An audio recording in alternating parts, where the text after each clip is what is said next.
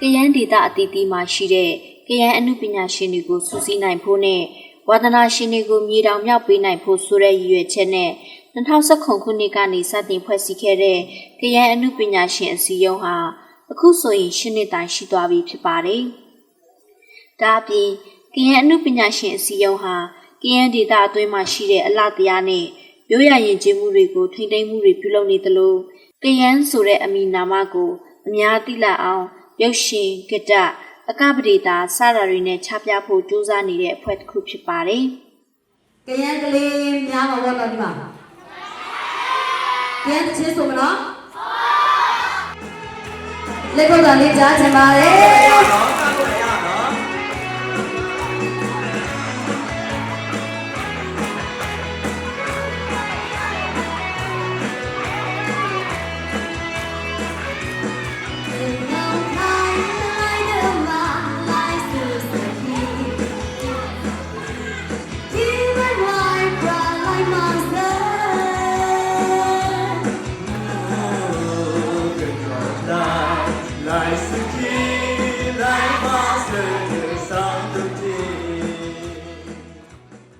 ခုအမေရိကန်ရောက်သွားတဲ့ဆရာဂျွန်စီဇာအိုင်ကဒီအနုပညာရှင်စီယုံဆိုရှိတဲ့နယ်ဆိုပြီးစတင်ကောင်ထဲပေါ်ခဲ့တာပေါ့နော်2016ကိုအနုပညာရှင်များစွာဒီဘာသာရေးအသင်းဖွဲ့ဒီတာအကြီးအကဲများစွာနဲ့ဒီအရဖက်အဖွဲ့အစည်းတွေနဲ့စုစည်းပြီးတော့9နေရာကို9ကြိမ်အတီးတီးပေါ့နော်အဆင့်ဆင့်ဆွေးနွေးညှိနှိုင်းပြီးတော့ဒီ14ရက်တလ2019မှာပထမကျင်းကလာခန့်ကြီးကိုစတင်ကျင်းပပြီးတော့အဖွဲ့အစည်းတည်ထောင်ခဲ့ခြင်းဖြစ်ပါတယ်။ကျမတို့မှာကယန်းလူမျိုးတွေအများကြီးရှိတယ်ဒေသတွေလည်းစုံတီးတီးတွေလည်းရှိတယ်အနုပညာရှင်များစွာရှိတယ်ဒါပေမဲ့ဒီအသိအဖွဲ့မရှိဘူးပေါ့နော်ဆိုတော့ကျမတို့ရဲ့ဒေသရဲ့ဝါသနာရှင်အနုပညာရှင်များစွာကိုစုစည်းပေးနိုင်ဖို့နဲ့သူတို့ရဲ့ဝါသနာကိုမြေထောင်မြောက်ပေးဖို့အတွက်ပေါ့နော်ရည်ရွယ်ပြီးတော့ဒီစီယုံကိုဖွဲ့စည်းခြင်းဖြစ်ပါတယ်စစ်ကောင်စီအာဏာသိမ်းပြီးနောက်ပိုင်းမှာတော့နိုင်ငံရေးအခြေအနေအရရကြောင့်အနုပညာလှုပ်ရှားမှုအားနည်းသွားတာဖြစ်ပြီး2025 6လပိုင်းမှာသာအနုပညာနဲ့ပတ်သက်ပြီးပြန်လည်ကောင်းမွန်စွာလှုပ်ဆောင်နိုင်ဖို့ကယန်းအနုပညာရှင်အစည်းအရုံးဖွဲ့ကိုပြန်လည်မွမ်းမံခဲ့ပါတယ်2019ကနေဒီနေ့ထိဆိုလို့ရှိရင်ကယန်းအနုပညာရှင်စီယုံဖွဲ့စည်းလာတာ10နှစ်တိုင်ခဲ့ပြီပေါ့နော်ဆိုတော့ပထမ4နှစ်မှကျတော့ကျမတို့ကအများကြီးကိုလှုပ်ဆောင်နိုင်ခဲ့ပါတယ်ရုပ်ရှင်များစွာလည်းရိုက်ကူးခဲ့နိုင်တယ်ဒီကယန်းဆိုတဲ့အထိမ်းအမှတ်တွေပေါ့နော်အများကြီးရှိခဲ့တာပေါ့နော်နောက်ပြီးတော့ဂီတအဖွဲ့အစည်းဂီတအစည်းအရုံးတွေရောရိုးရာတွေရောအကပဒေတာတွေကစပေါ့နော်အများကြီးကိုကျမတို့လှုပ်သွားနိုင်ခဲ့ပါတယ်ပေါ့နော်ဒါပေမဲ့ဒီ3နှစ်4နှစ်အတွင်းမှာခါကျတော့ခေတ်အခြေအနေအရအခက်ခဲတွေများစွာရှိလာတဲ့အတွက်ကျမတို့ကဒီအနုပညာပိုင်းမှာနည်းနည်းအားနည်းတဲ့အချိန်မျိုးတွေရှိလာခဲ့တာပေါ့နော်ဆိုတော့ကျမတို့ကဒါကိုပြန်လည်ထူထောင်ဖွဲ့စည်းတဲ့နေဆိုတော့ပြန်လည်ထူထောင်ရေးနဲ့သွားတာပေါ့နော်အဲ့ဒါနဲ့ကျမတို့ကဒီပြီးခဲ့တဲ့9ရက်6လ2025မှာပေါ့နော်ညီတော်ဖလှယ်ပွဲနဲ့ရွေးကောက်ပွဲပြန်လဲ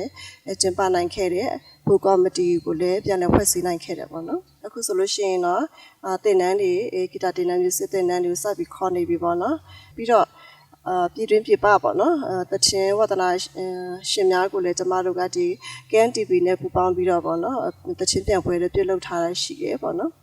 အခုဆိုကျမတို့ group song တွေလည်းပြင်ဆင်ထားတာရှိရပေါ့နော်ဆိုမကြခင်တော့ထွက်ဖို့ရှိရပေါ့နော်ကယန်းအနုပညာရှင်အစည်းအရုံးဟာအနုပညာတစ်ခုတည်းကိုတာလှုပ်ဆောင်တာမဟုတ်ပဲအနုပညာအဖြစ်ဒေတာဖွံ့ဖြိုးရေးဒေတာငြိမ်းချမ်းရေးတွေမှာပါကူညီဆောင်ရွက်ပေးနေတဲ့အဖွဲ့တစ်ခုဖြစ်ပါတယ်။ကျမ်းမာတယ်ဆိုတာကပေါ့နော်နေမကောင်းတာနဲ့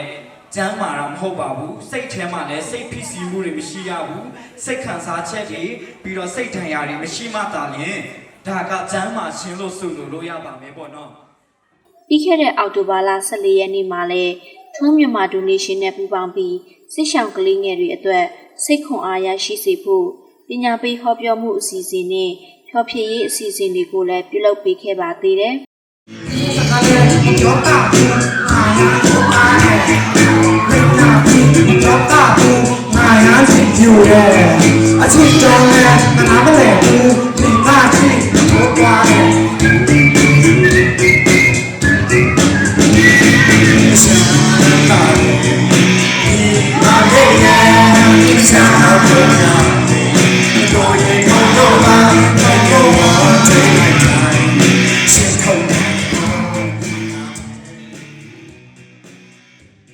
ကရန်အမှုပညာရှင်အစည်းအရုံးအနေနဲ့ရှေ့ဆက်လှုပ်ဆောင်သွားမယ့်လုပ်ငန်းစဉ်တွေကိုလည်းသူမကထပ်မံရှင်းပြခဲ့ပါတယ်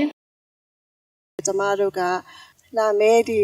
ဆောင်းတွင်းနဲ့ပွင့်လျဒီမှာခါကြတော့ကျမတို့ကစစ်တပ်မြင့်တင်ပညာပေးစီစဉ်နေတော့ဖို့ရှိရယ်ပြီးတော့ဖြောပြရေးပေါ့နော်နယ်လက်ဖြောပြရေးတွေရပငွေရှာဖွေပွဲတွေလုပ်ဖို့ရှိရယ်ပြီးတော့ဒီဂီတာတင်တဲ့မျိုးဆက်တဲ့လူငယ်တွေကိုလည်းဆက်ပြီးမွေးထုတ်ဖို့လည်းရှိရယ်ပြီးလို့ရှိရင်တော့ဒီအနုပညာအားဖြစ်ပေါ့နော်ငင်းချမ်းရေးအမျိုးသားရေးတွေအတွက်ပေါ့နော်ကျမတို့စွမ်းစွမ်းသမန်ဆက်ပြီးလုပ်သွားဖို့ရှိပါတယ်အနုပညာရှင်အားလုံးကျမနဲ့ပူပေါင်းပေးပြီးတော့ကျမတို့ဒေတာအတွက်ကျမတို့တိုင်းရင်းသားတွေအတွက်နဲ့ကျမတို့ဒီအနုပညာရှင်အစည်းအရုံးပို့ပြီးတော့ကောင်းမွန်အောင်ပို့ပြီးတော့ကောင်းမွန်တဲ့ပေါ့နော်ဖန်တီးမှုတွေနဲ့ပေါ့နော်ကောင်းမွန်တဲ့ဒီရုပ်ရှင်ဂီတအနုပညာရှင်လောကကိုဖြတ်တန်းနိုင်ဖို့အတွက်ကျမတို့နဲ့ပူးပေါင်းပေးဖို့မြတ်တာရခင်ချင်ပါတယ်